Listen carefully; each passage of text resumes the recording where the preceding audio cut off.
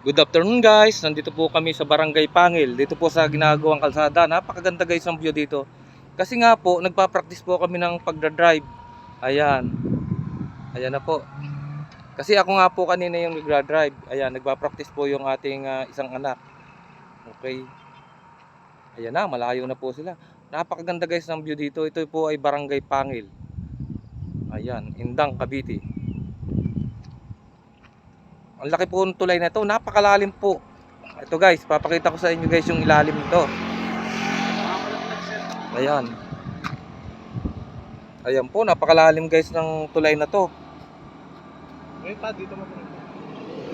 At ang ilalim guys dito kagubatan. Ayan po, yung mga dulo po ng napakalikabok guys. Kasi may dumaan nga pong malaking truck. Kasi nga po under construction pa itong kalsadang to. Ayan po yung mga kawayan. Ang dulo po nito, mas mataas pa po itong tulay na to. Ayan po, pag nahulog ka guys dito, sigurado. Ayan guys yung ibaba. Yan po yung mga dulo ng kawayan. Patataas po yan, saka yung dulo ng nyug. Mas mataas pa po itong tulay na to. Ayan guys, ano ba itong Pangil to barangay? Ito po, ayan na po yung ating nagpa-practice mag-drive dito. At kasi pagka ganito pong hapon, marami pong nagpa-practice mag-drive dito kasi nga po wala pang masyadong dumadaan sa sasakyan. Ayan.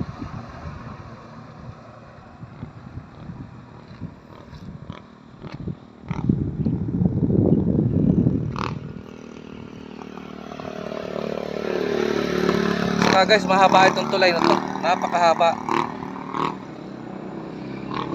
Ganda guys ng view rito.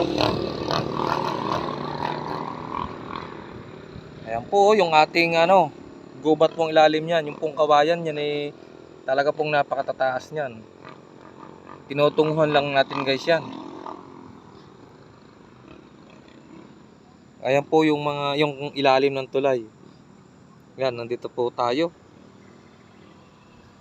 Siguro guys, ito yung nasa 30 feet. Ayan. Kagubatan po ang ilalim niya, no. Napakahaba guys. Yung dulo po ng kawayan na yon, sobrang taas na po ng kawayang yan. Tinutunguhan lang natin. Ito po sa Pangil, Indang, Cavite. Ayan.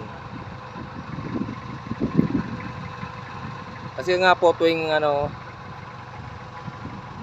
PM nagpa-practice po kami mag-drive dito kasi nga po wala na pong nagdadaan ng sasakyan dito.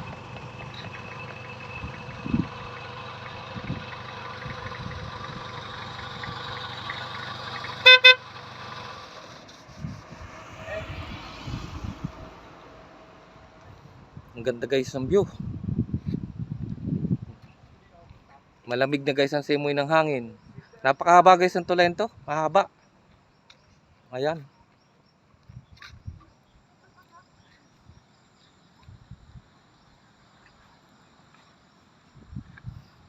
Siguro mga mga 40 feet ang lalim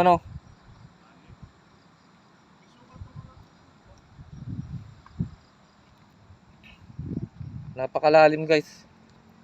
Napakataas. Ha? Sige. Oh, sige guys, tayo uuwi na muna. Nakakalula guys pag dumungaw ka rito. Ayan. Ito po tayo sa Pangil, Indang, Cavite.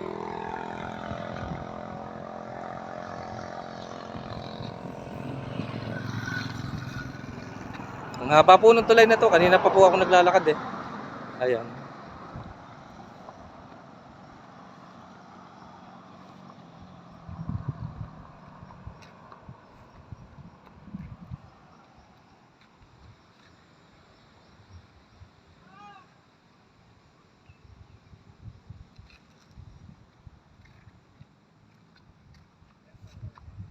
So guys, uuwi na tayo. Uuwi na po tayo ng Indang. Ayan. Kasi nga po, tuwing hapon nandito kami nagpa-practice mag-drive.